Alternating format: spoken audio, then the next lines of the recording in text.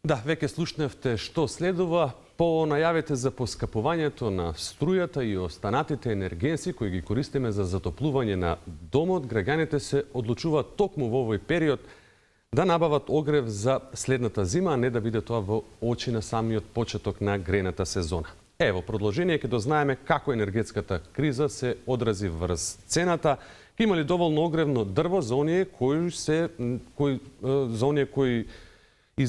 кои не склучиле договор со јавното предпријатие Национални шуми. Во продолжение, како што слушнавме и во најавата, одговор на овие прашања ќе побараме од директорот на ова јавно предпријатие Валентин Груевски, кому посакувам добро утро и ви благодарам што денеска ќе говорите за Ја сакам Македонија. Добро време најдов и благодарам за поканата. На самиот почеток, со оглед на тоа дека на 31 месецот заврши оној јавен повик кој што јавното предпријатие го објавува за набавка и на техничко и на огревно дрво и сите продукти кои што ги произведува Национални шуми, па еве каков беше интересот годинава? Јавниот повик заврши на 31 март за набавка на техничко и на огревно дрво. Граѓаните и нашите комитенти, деловни партнери се пријавија на тај повик, со што ние продолжуваме и понатаму транспарентно да продаваме она што го имаме како наш производ. Интересот е голем, особено и самите кажавте во најавата, бидејќи голем дел од енергенсите ја ги поскапија цените. Нашето дрвото е кај нас се уште по стара цена и интересот за добивање на дрво е навистина голем оваа година. За оние кои што не успеале до овој датум да склучат договори со јавното предпријатие, за интерес? За сите оние што немаат склучено договор, јавното предпријатие ќе направи дополнителни напори да го обезбеди потребното количинство дрво и сите оние што да се пријават во нашите подружници и да го искажат интересот за купување на дрво. Да, ќе можете ли да ни го образложите начинот на кој што може да се купи дрво од јавното предпријатие Национални шуми? Каква е поставка? Граѓаните може да се пријавуваат во нашите подружници. Ние имаме 30 подружници на ниво на цела територија на државата и таму може да се пријават за купување на огревното дрво. Долго постојат количини кои се слободни, ќе може да го купат огревното дрво. И другиот начин е да се пријават во приватните складови, меѓутоа таму во приватните складови кај приватните превозници таа количина која ние не ќе успееме да ги снабдиме граѓаните, ќе може да се снабдат приватните собственици на складови.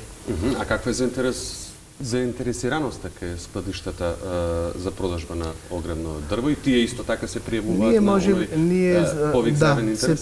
Се пријавуваат и тие. Ние имаме неколку тендери кои како јавно предпријатие ги објавуваме. Имаме тендери за сеча и дотур на дрво, имаме тендери за превоз и тендерите за набавка на техничко дрво. Заинтересираноста е огромна. Можеби ние сме единствената индустрија која има обезбедено пласман за се она што може да произведи, меѓутоа не можеме да стигнеме со производството. Мислам дека друга таква индустрија во државата не постои. И еве сега ќе ве прашам колкава количина огревно дрво се планира да биде испорачана на пазарот. Сечата, како што и премалку ми кажавте, во шумите веќе започната, можеби малку доцне заради временските прилики, бидејќи е тешко во овој период со силни дождови да се работи на планините, но еве полека започнува сечата. Ние започнавме некаде околу средината на април месец да ја правиме сечата на дрвото. Малце закаснивме со техничкото дрво, поради некакви технички проблеми, али голем дел и поради временските прилики, бидејќи е тешко да работите во планина кога имате дождови. Еве оваа недела ќе изгубиме добар дел од работните денови за работење, бидејќи породните дождови не дозволуваат да влезете во шумата. Не дозволува да се влезе во шумата. Она што ние го планираме за оваа година е негде околу 700.000 кубици дрвна маса, од кои 4/5 се предвидени за огревно дрво, 1/5 е техничко дрво. Доколку тоа го исполниме, како предпријатие со нашите комитенти и нашите деловни партнери, мислам дека пазарот ќе биде задоволен со потребите за дрво оваа година. Колку се планира тоа? Секоја година расте ли од побарувачката? Зависи негде од прилика се количините и нашите планови се движат во истите граници.